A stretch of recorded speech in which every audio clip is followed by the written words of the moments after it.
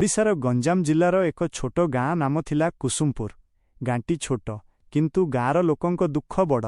माटी रास्ता, वर्षा हेले कादुओ, ग्रीष्मरे धूली। सेई गाँरे जन्म नेइथिला मधुसूदन। मधुसूदनंक बापा जणे साधारण कृषक। दिने खेतरे काम, रातिरे घरकू फेरी थकी पड़ुथिले। माँ थिले घरे चालिथिबा सबु कामर मूल भित्ति। दुई बेले भल खाइबा मध्य समय समय मिलुनथिला। किंतु एही दरिद्रता मध्यरे मधुसूदनंक मनरे थिला गोटिए बड़ स्वप्न। मु पढ़िबी, आगकू बढ़िबी ओ मो गाँर नाम आलोकित करिबी। अध्याय 2 अभाव मध्यरे आशा। गाँर स्कूलटी थिला गोटिए पुरुणा घर। वर्षारे छातरू पानी झरुथिला। बेंच नथिला, पिलामाने तळे बसी पढ़ुथिले। मधुसूदन पाखरे भल बही नथिला। कलम थिले मध्य सेई कलमकू सावधानरे व्यवहार करुथिले। दिने स्कूल, संजरे गोचरा, रातिरे माटी दिया दीप आलोकरे पढ़ा। एहाई थिला मधुसूदनंक दैनिक जीवन।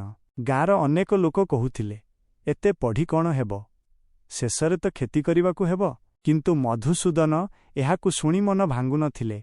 से मने मने कहुथिले, मो भाग्यकू मु निजे लेखिबी। अध्याय 3 प्रथम बड़ आघात। मधुसूदन जेतेबेले 10म श्रेणी पढ़ुथिले, सेई समयरे तांको बापा भयंकर भावे असुस्थ होई पड़िले।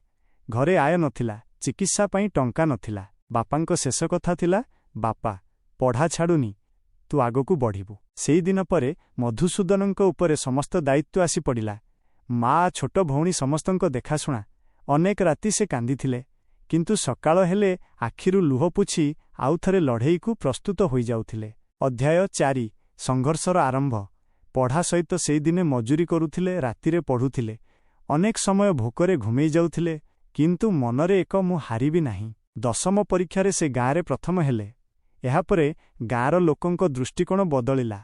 किछि लोक साहाज्यर हाथ बढ़ाइले। से इंटरमीडिएट पाई सहरकू गले। सहर तांको पाई सहज नथिला। भाड़ा घर, खाद्य, अजणा लोक। किंतु से आउ थरे निजकू कहिले, एहा मो स्वप्नर रास्ता। अध्याय 5 भांगिबा ओ गढ़ी उठिबा। सहररे पढ़िबा समयरे अनेक थर अपमान हेला। केही तांको गरीबीकू नेई हसिले, केही अणदेखा कले। एक दिन से संपूर्ण भावे भांगी पड़िले। भाबिले सबु छाड़ी गाँकू फेरीजिबी। सेई रातिरे माँक मुह मने पड़िला। बापांक शेष कथा मने पड़िला। तांको आखिरे पुणी आगुन जली उठिला। अध्याय 6 सफलतार आलोक। वर्षर परे वर्ष कठिन परिश्रम करी मधुसूदन शेषरे एक बड़ सरकारी परीक्षारे सफल हेले। जे गाँ तांकू केबे अणदेखा करिथिला, सेई गाँ आजि तांकू गर्वर सहित देखुथिला। माँक आखिरु लुह झरीगला, एथर दुखर नुहे, गर्वर। अध्याय 7 जीवनर सत्य शिक्षा।